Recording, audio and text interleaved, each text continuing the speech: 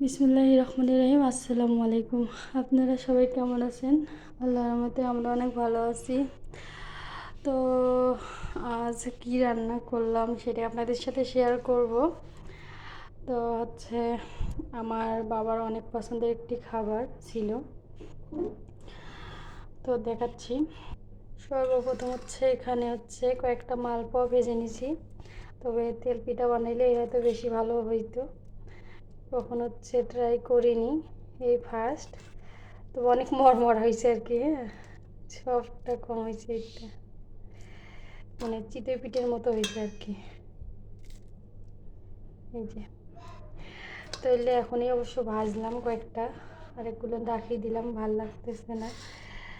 তো এই তো, আর এখানে আমড়াটা অনেক অনেক মিষ্টি, এই জন্য আর কি রাখলাম।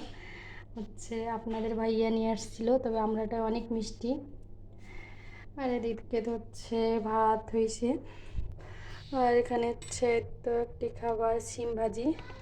তবে দেখুন যে আলুই বেশি হয়েছে। এখানে হাফ কেজি সিম নিয়ে আসছিলো 100 টাকার, মানে 200 টাকা কেজি আর কি সিম। তো এই তো আজকের খাবার অতি সামান্য এবং অনেক মজারও। তো এখনই চুলার জালটা একদম বন্ধ করলাম। এখানে দেশি মুরগি দিয়ে রসুন, আমি আলুও দিয়েছি। এই যে ঝোল, এটা অনেক অনেক অনেক মজার খাবার একটি। আর আমার আব্বার অনেক পছন্দ ছিল এই যে রসুন আর দেশি মুরগির ঝোল। আমাদের বাসায় দেশি মুরগি রান্না হলে আমার বাবার জন্য, আব্বার জন্য রসুন দেওয়া লাগতো। আব্বার রসুন দেশি মুরগির সাথে খেতে অনেক পছন্দ করতো। তো আজ কেন জানি না মনে হলো যে একটু রসুন দিয়ে রান্না করি, একটু ঝোল ঝোলও রাখি। অনেক দিন পর এই খাবারটা রান্না করলাম। বেসিক্যালি আব্বার কথা খুব মনে পড়তেছে, যে